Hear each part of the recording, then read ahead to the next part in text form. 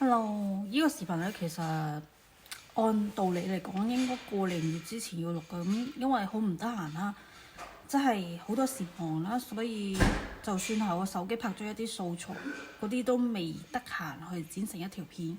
咁變成咧，可能就而家發咗呢條，再發其他嗰啲片咯。咁咧，呢條片係主要關於咧係阿余嘉立同阿 Sen 啦。咁可能 suppose 咧，余嘉立啊，或者係佢嘅父母，或者佢契爺啊，或者佢家姐啊，啲唔知咩人啊，仲喺度 follow 緊我個 channel 嘅。其實我話好耐冇 update，係因為完全唔得閒。咁咧而家因為出邊落緊雨，好大雨，咁我就喺倉庫喺度 pack 快遞，所以又走唔到，所以喺度先錄條片，跟住再翻去用 WiFi 嘅時候再 upload 啦。咁咧，關於上一條片我都提到啦，其實係關於余嘉立當初即係嗰個係我同余嘉立之間嘅第三者，跟住佢喺抖音聯繫我啦，跟住發咗好多 message 俾我，甚至於佢去小紅書都有私信我嘅。咁咧，我小紅書有好多號嘅，但係咧即係因為粉絲多啦，跟住又用小紅書嚟賺錢啦，會有一啲同行惡意舉報啊嗰啲，所以你有時見我好耐唔更新啊，或者係你發啲嘢俾我唔覆咧，就係俾禁言咗，即係可能係我 send 啲 contact 俾人啊，或者乜咁搞到禁言咗，我就冇回覆啊，或者係睇咗啊，或者就冇更新啊咁咯。咁當然啦，佢喺抖音我都唔係成日睇抖音嘅，咁我嗰台手機咧都可以同你講，而家喺倉庫啊嘛，喺 storage。我平時台手機都掉咗喺度嘅，就算係一啲我屋企人，即係我老豆老母揾我啦，或者係一啲朋友揾我啦，有時都揾唔到嘅，因為台手機就係掟咗喺度，翻嚟發快遞嘅時候先至喺度啫。咁因為我手上有大概5-6台手機啦，咁嗰台6S 即係之前登錄客服號啊，或者係有一啲以前有啲加我朋友嗰啲喺嗰個號嘅咧，我都係嗰台手機就 login 唔到啦，因為之前唔知咩事輸密碼錯誤次數過多就會 lock 咗，跟住開唔到。我又唔知點搞，因為我之前喺洛杉磯嘅時候電腦都俾人偷買啊嘛。咁講翻正題啦，呢條片係關於余嘉立同佢呢個而家講係過去嘅，即係當時做我哋嘅第三者變咗前任啦。咁關於仲有一個佢嘅未婚妻嘅出現啦。咁呢啲嘢啦，其實佢發展成點我都唔得閒理佢。我嘅目標就係賺錢賺錢賺錢，因為冇咗錢我乜都做唔到。所以我因為嚟咗美國而家計起都2年幾成3年啦。咁其實我都有落魄嘅時候，但係我落魄嘅時候，我冇同其他人講，冇同其他人求救，即係有差唔多成半年係好 down 嘅，但係都過咗啦。所以經過嗰段時間，我先發現一定要有錢喺手上，無論如何有錢先揾錢，因為你永遠唔知道聽日會發生咩事，咩意外嗰啲咁嘅事啦。咁講翻余嘉立呢間嘢啦，我唔知呢位 RSN 嘅女士呢，喺抖音發咁多消息俾我嘅意思呢，係叫我唔知佢嘅意圖係乜嘢。你同我解釋啲咩都冇用，都過咗咁耐啦。你當初你哋兩個做錯咗，仲有一個呢，好彩天有眼嘅。就算我知你同我講余嘉立而家幾慘都係咁噶，呢啲係佢自己攞嚟嘅。咁Suppose 如果余嘉立冇識到你 RSN， 佢就唔會出現之後為咗一個女，因為佢自己嘅目的，佢都話佢冇愛過余嘉立啦，只不過係余嘉立對佢好。咁你送咁多包俾人，又貸款同人去旅遊，咁你借大耳窿定係刷信用卡咁嘅預支撇批咁差出邊街數幾十萬要余嘉立佢阿媽幫佢還翻錢呢單嘢啦。咁其實如果你哋冇相遇，佢可能佢嘅遭遇就冇咁慘。你可能話係因為我當初撲街發晒啲片上網，所以學校知道咗，我又報埋警，所以搞到佢冇咗份工。可能你話我好撲街好黑心都好，但係我都話嗰句話啦，我相信天有眼，一個人在做天在看。你今日你點一個人對你係真心嘅，你點糟蹋一個人，你以後都會有報應。報應就係你可能另外一個人報應喺你身上。咁佢呢個代價呢，都其實幾大嘅。嗱，你唔好話我害成你咁喎。你自己唔衰鹹濕，你自己唔衰花心咧，就冇咁多事嘅喎。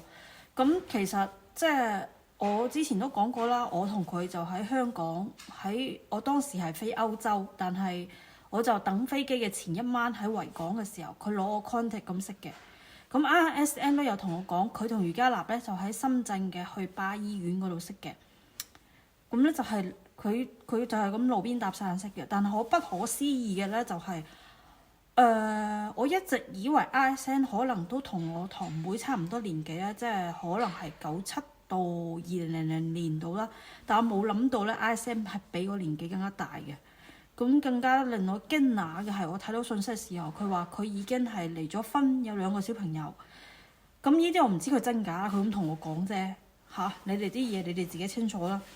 咁我冇諗到，即係佢為咗一個離異嘅母親，咁啊同即係自己做咗咁多付出或者犧牲啦。咁所以我就唔明佢點解私信我呢啲嘢，你同我講呢啲嘢做乜嘢呢？咁就算佢而家同大個訂婚又關我咩事？你係想我唔知你咩目的啊？我唔知你係咪想激怒我，跟住想我喺台山又開始揾人搞佢啊？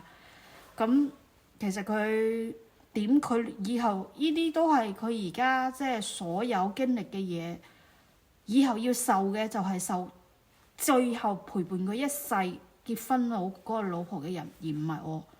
即係點講啊？嗱，例如。可能佢話因為識咗我咁陰毒，搞到佢冇份工，搞到佢冇得做政府工啊，冇得做老師。但係首先係諗一下，你一個本科嘅學歷又唔係研究生，你根本考唔上研究生。你話考政府工考唔得，第一你體能得唔得？第二你係咪本身就唔係呢方面嘅料？你父母希望你做，但係你唔係呢方面嘅料，係兩回事嚟嘅。咁你唔好乜都怪責於因為我報咗警，你有案底或者係乜嘢搞到你做唔到。咁佢又同我講話，過去2-3年家立揾唔到嘢做，所以跟住佢老豆去做地盤工。佢老豆應該係做裝修嘅。咁呢啲嘢呢，佢而家30幾歲先經歷呢啲嘢，我10幾歲就經歷啦。即係你覺得我可能係啊？佢之前話我乜都唔做㗎，好搞笑。但我做啲嘢幾多？我唔通同你講晒啊？咁我因為係家庭特殊原因啦，從小你話我屋企窮都好，咩都好啊。咁起碼點窮？我老豆都係官二代啊，公司有間自己嘅建築公司或者有其他嘢啊。咁我從小佢都話做工地啫，咁我都10幾歲就猜水泥都係咁啦。即係佢急住要用人嘅時候，揾唔到人嘅時候，我哋都定硬上啦。咁算得乜嘢啫？咁就算係佢跟住佢老豆去做裝修工都好，佢老豆都係叫佢做啲執頭執尾啫，唔會話真係叫佢擒高擒低去裝天花啊，或者整地板呢啲，可能唔會啩。但係我呢啲我自己我都話啦，我屋企中國屋企，我屋企有2間房係我自己親手裝修嘅，咁你都諗唔到啦。咁跟住講翻話，即係 RSN 嘅意思話佢而家屋企人。我唔知佢係咪余嘉立因為借咗好多錢還唔到，所以俾人追債，所以係佢阿媽幫佢還咗6萬蚊啦，就好搞笑呢個6萬蚊。當初呢，即係 RSN 嘅意思同我講，可能佢嘅意思係表達佢唔愛你，所以佢當初同你拍拖使出嘅錢佢想追翻，但係呢，佢嘅意思係佢好愛 RSN，所以使咗幾十萬。余嘉立同佢屋企人都冇同佢追翻幾十萬，即係啲包包啊、轉帳旅遊嗰啲。咁旅遊，我覺得好搞笑。去過泰國、馬來西亞好犀利啊！哇，係人都識去啦！呢啲咩國家嚟啊？貧困國家，即係貧困國家。咁佢可能覺得我以前成日飛去，咁唔係話我特別想去旅遊。我去啲泰國、馬來西亞都係去嗰度作為一個中轉食下嘢、休息下。最主要我係見朋友，因為上個星期我都有以前而家計起就12年前嘅朋友，就以前喺澳洲嘅時候嘅朋友，一個叔叔佢都話：哦，一眨眼就10幾年過咗啦。咁我話佢就問我咩事，而家即係微信又唔上啦，又唔覆人啦，又唔更新啦。我話唔係唔上，只不過佢手機喺倉庫嚟啫嘛。咁我平時係有另外嘅手機或者微信號做其他嘢，只不過好少 update 自己近況，係因為第一唔得閒。第二真係我係連食飯或者係瞓覺嘅時間都唔夠，唔好同我講其他去覆你啲不相關人士啲嘢，我真係唔想操心嗰啲嘢，人哋啲八卦啲乜都唔關我事，我比較關心呢，我就夠唔夠瞓，揾得夠唔夠錢，可唔可以支撐住我接落嚟嘅一段時間生活啫。咁 ISN 同我講話，即係佢可能係余嘉立嘅父母知道咗佢同咗一個38歲，仲要係湖北嘅離咗婚帶2個小朋友嘅人一齊咗2-3年，可能2-3年啦。咁嘅意思呢，咁余嘉立話要娶佢，但係佢父母反對。咁跟住就話佢老豆喺台山喺鄉下嗰邊幫佢揾咗個人，可能係今年即係而家係26年嘅年頭訂咗婚啊乜乜乜嗰啲。其實即係我想要表達嘅係人有因果嘅，你以前做過啲咩衰嘢，以後都會報應喺你身上嘅。咁你以前點對我，咁你而家 IS 咪點對翻佢咯？咁另外一個就係其實佢以後即係 ISN 嘅意思係。余嘉立為咗佢借大耳窿借銀行嘅錢，或者係刷信用卡刷咗幾十萬啦，跟住仲話要阿媽幫佢還咗6萬咁。咁其實呢啲所有嘅後果，即係其實佢以前經歷過啲乜，都係佢以後同佢結婚嘅老婆一齊承擔呢個債務，或者經歷呢啲經濟壓力或者其他嘢，即係報應咧都會喺佢身上，唔會係喺我身上。我覺得我嘅。即係之前已經夠慘，我覺得冇乜嘢會報應喺我身上。我覺得我點講啊？我係覺得可能係舊年大概係3-4月份之後嘅運勢已經開始轉翻好，即係唔係話我即係之前點黑仔係點黑仔，即係我老豆都成日同我講人有3衰6旺，即係咧一個人咧有3年係撲街嘅，有6年都係好嘅咁嘅意思咯。咁我覺得我自己比較撲街嘅時間咧，就係識同佢一齊嗰幾年，跟住就生咗 BB 嗰陣，跟住即係嗰1年都唔係好嘅。但係舊年開始我就好起嚟，即係唔好話完全話好，係開始好起嚟。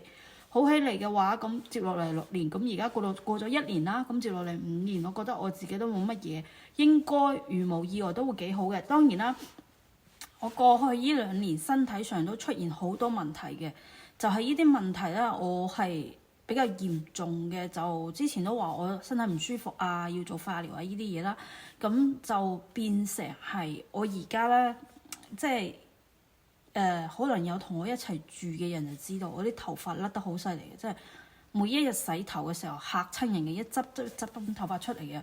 仲有咧，即係唔可以做劇烈運動啦，氣喘啦，行唔到長嘅時間，我跑唔到步啦。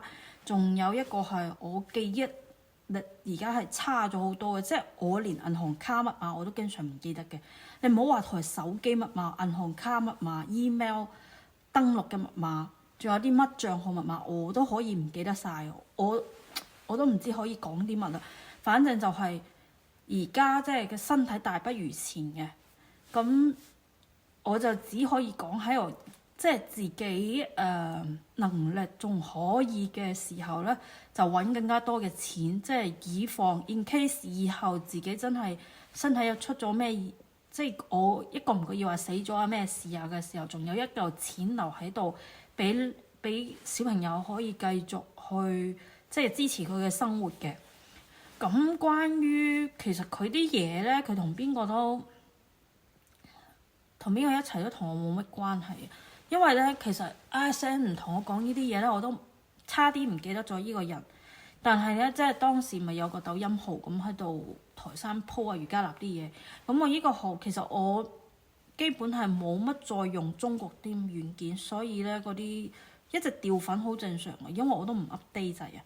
即係我最主要都係 focus 喺美國呢邊嘅生活，我唔會理中國發生咩事。就算我屋企人，我老豆老母同我講話屋企有啲咩事，我話你都唔好同我講，我真係唔想知。即係最主要係我操心唔到咁多嘢，咁佢點就點咯。咁雖然嗰個帳號係掉粉，咁其實唔排除某一日佢未來嘅老婆好咩好會拆到嗰個，咁佢有可能話。人哋整蠱佢啊，乜乜乜啊，報復佢，因為佢之前都同我講話，佢之前喺香港撩過一個靚妹嗰啲未夠稱嗰啲噶嘛，跟住佢都話人哋報復佢成日發 IG 嗰啲啦。當然啦，佢去到佢喺任何一任現任裏邊都講到前一任好衰嘅，例如又話我啦，又話我使佢好多錢啦，又話我唔做嘢啦。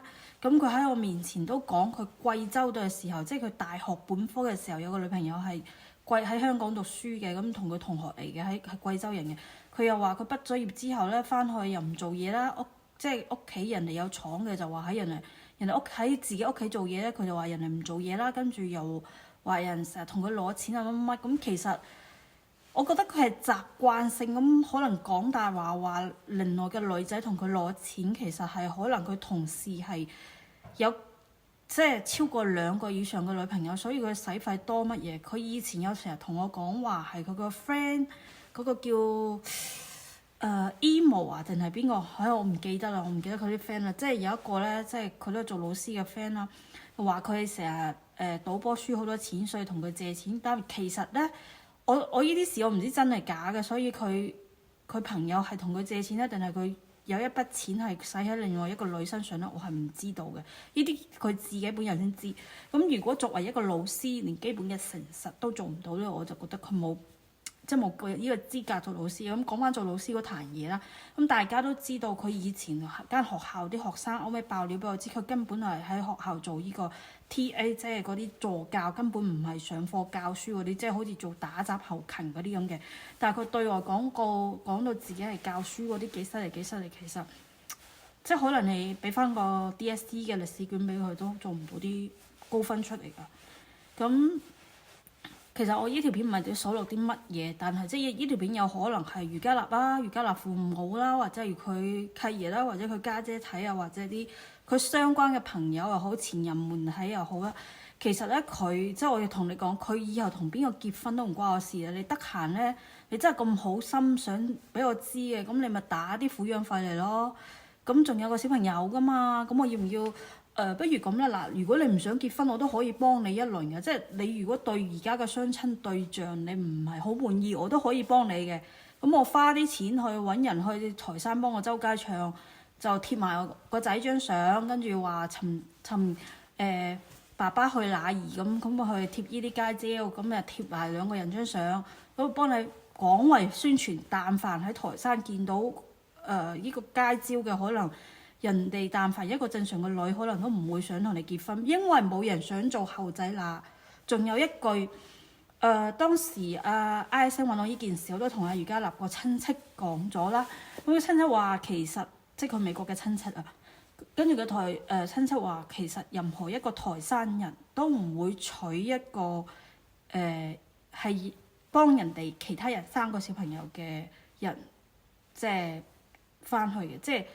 正常，我理解余嘉立老豆點解反對呢單婚事嘅原因。咁第一，你2個小朋友又唔係你余嘉立生嘅，咁你要幫人養到18歲，仲要以後送個香港身份證俾人。同你講翻，而家其實香港身份證都唔係好吃香嘅，所以我唔知啲人點解，即係可能係以前係好吃香咯，但係我都唔 care 呢啲嘢，care 啲乜啫？